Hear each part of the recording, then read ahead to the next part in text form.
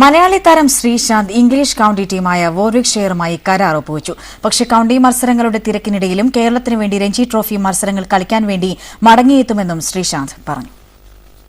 സംസ്ഥാനത്ത് പാൻ മസാല നിരോധിക്കാൻ സർക്കാർ തീരുമാനിച്ചിരിക്കുന്നു. അല്പം മുമ്പ് മുഖ്യമന്ത്രി ഇക്കാര്യം ഔദ്യോഗികമായി വാർത്താ സമ്മേളനം വിളിച്ചു ചേർത്ത് മുഖ്യമന്ത്രി ഇക്കാര്യം പ്രഖ്യാപിക്കുകയും ചെയ്തു. 2006 ഭക്ഷ്യ സുരക്ഷാ നിയമവും ബന്ധപ്പെട്ട നിയന്ത്രണങ്ങളും പ്രകാരമാണ് നിരോധനം. വായിലെ ക്യാൻസർ അടക്കം പാൻ മസാലയുടെ ഉപയോഗം കാരണമുള്ള രോഗങ്ങൾ സംസ്ഥാനത്ത് ഗണ്യമായി വർദ്ധിച്ചതാണ് ഈ നിരോധനം നടപ്പിലാക്കാൻ സർക്കാരിനെ പ്രേരിപ്പിച്ചത് എന്ന് മുഖ്യമന്ത്രി പറഞ്ഞു. സംസ്ഥാനത്ത് പാൻ മസാല നിരോധിക്കണമെന്ന് ആവശ്യപ്പെട്ട് നേരത്തെ തന്നെ പ്രധാനമന്ത്രിക്ക് കത്തയച്ചുവെന്ന് മുഖ്യമന്ത്രി അറിയിച്ചു.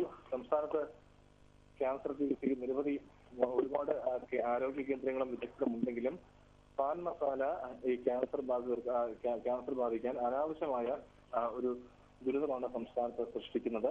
അതുകൊണ്ട് തന്നെയാണ് ഈ നിരോധനം അനിവാര്യമായതെന്നും മുഖ്യമന്ത്രി പറഞ്ഞു. മാത്രമല്ല നിരോധനം നടപ്പിലാക്കുന്നതിൽ സർക്കാർ വീഴ്ച വരുത്തില്ലെന്നും മുഖ്യമന്ത്രി വ്യക്തമാക്കി. ഈ ഉത്തരവ് ഇന്നാണ് ഉത്തരവ് 22/5/2012 ആണ് ഉത്തരവ് ഒപ്പിട്ടിരിക്കുന്നത്. അതുകൊണ്ട് തന്നെ ഇന്നു മുതൽ തന്നെ ഈ നിയമം പ്രാബല്യത്തിൽ വന്നതായി മുഖ്യമന്ത്രി പറഞ്ഞു. സംസ്ഥാന സർക്കാരിന് പാൻ മസാലയുടെ വിൽപ്പനയിലൂടെ സംസ്ഥാന സർക്കാരിന് പ്രതിവർഷം 15 കോടി രൂപ വരുമാനം ലഭിച്ചിരുന്നു. ഈ വരുമാനം സർക്കാർ വേണ്ടെന്ന് വെക്കുകയാണെന്നും മുഖ്യമന്ത്രി പറഞ്ഞു. ഇന്ത്യയിൽ ആദ്യമായി പാൻ മസാല നിരോധിച്ചത് മധ്യപ്രദേശിലാണ്. അതിനുശേഷം സമ്പൂർണ്ണ പാൻ മസാല നിരോധനം സർക്കാർ ഉത്തരവിലൂടെ പാൻ മസാല നിരോധിക്കുന്ന സംസ്ഥാനം ആണ് കേരള. പാൻ മസാല വിറ്റാൽ 6 വർഷം വരെ തടവും 5 ലക്ഷം രൂപ വരെ പിഴയും ലഭിക്കാവുന്ന കുറ്റമാണ് പാൻ മസാലയുടെ വിൽപ്പന. ജില്ലാ കളക്ടറും പോലീസും അതുപോലെ തന്നെ ഫുഡ് സേഫ്റ്റി, റവന്യൂ, ആരോഗ്യം എന്നീ വകുപ്പിലെ ഉദ്യോഗസ്ഥരാണ് ഈ പാൻ മസാലയുടെ നിരോധനം നടപ്പിലാക്കേണ്ടത്. കേരള ഹൈക്കോടതി നേരത്തെ കഴിഞ്ഞ മാർച്ചിൽ ഒരു വിധി അനുസരിച്ച് സംസ്ഥാന സർക്കാർ അടുത്തിടെ സ്കൂൾ, ജില്ലാ, സംസ്ഥാന തലങ്ങളിലെ ഒരു പ്രത്യേക സമിതി രൂപീകരിച്ചിരുന്നു. ഈ സമിതിയുടെ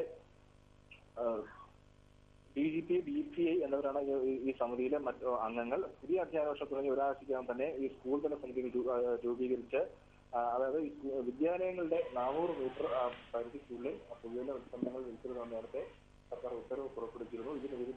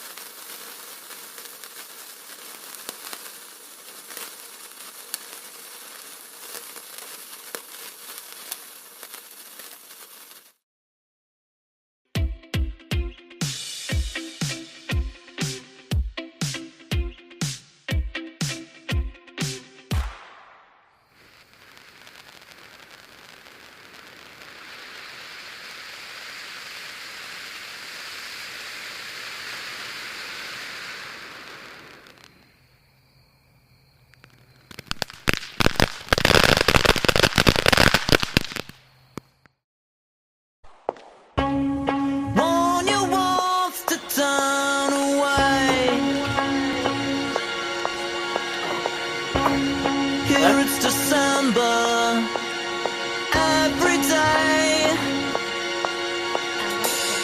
Pressure lifts to the sculptures and surely you'll stay.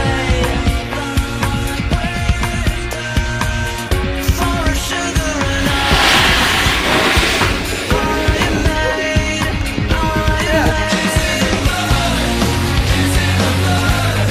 I met my love before I was born. He bit my lip and drank my wool from years before.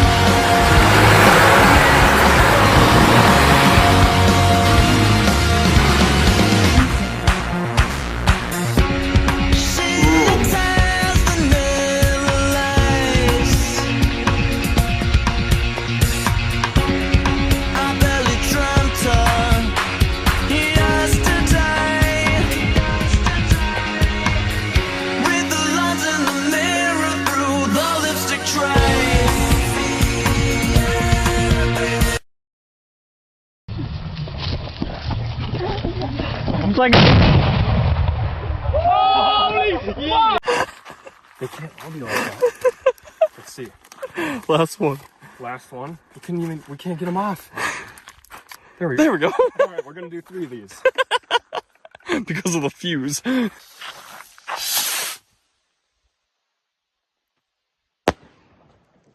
Those are pretty too.